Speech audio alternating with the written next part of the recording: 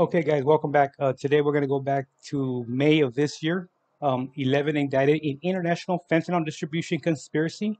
Agents seized 17 kilograms of fentanyl, 17 guns, and more than $1 million in cash. Federal grand jury indicted 11 people, including 7 from Cincinnati, for engaging in an international conspiracy to distribute deadly drug fentanyl. These charges disrupt an alleged fentanyl pipeline that stretched from a source cartel in Mexico through California and Arizona and onto the streets of Cincinnati. A 29-year-old man by the name of Tyree was the final defendant to be arrested. So they gathered everybody up. I wonder who they got first. Who spilled the beans on this actual well-run oil machine pipeline. Local and federal investigators started in 2019 and included the DEA, Cincinnati office, the FBI, and local PD. According to the actual indictment, Gilberto, out of Tucson, Arizona, was believed to be the source of supply, who helped coordinate the transport of illicit drugs from Arizona to local distributors in Cincinnati area, which include this individual by the name of Kenneth and Richard.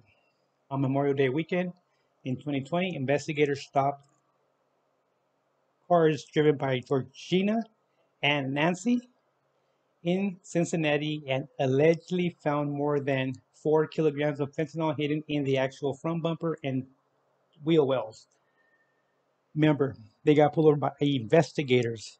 That's the key. They got pulled over by investigators. That means that somebody gave them up. Somebody gave some good information to these actual investigators for them to actually get lucky, not lucky, but execute a well uh, thought out, you know, inspection. Actually a seizure, actual a search, right? And it just keeps going. Further investigation helped identify several alleged prolific Cincinnati distributors.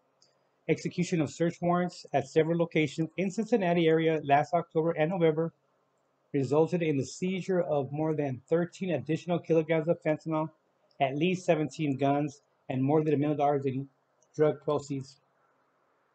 The fentanyl seized was allegedly being sold for approximately 65,000 per kilo, giving the quantity of drugs in the actual case an estimated street value of at least 1.1 million. Fentanyl can be more potent than heroin and has claimed far too many lives, not just here, but throughout the actual nation. And throughout the cooperation between law enforcement entities, we were able to halt the distribution of significant amount of potential deadly substance throughout an alleged major drug trafficking organization. And that it was, and that it was. And I wonder how long they were actually doing it, you know what I mean?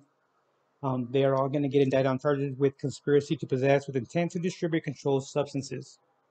These actual um these actual age group for others, the majority of them, they're in their 20s, so they're going to be looking at a lot of time.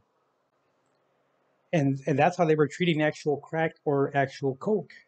In the 80s, late 80s, 90s, they were giving straight out 20 years.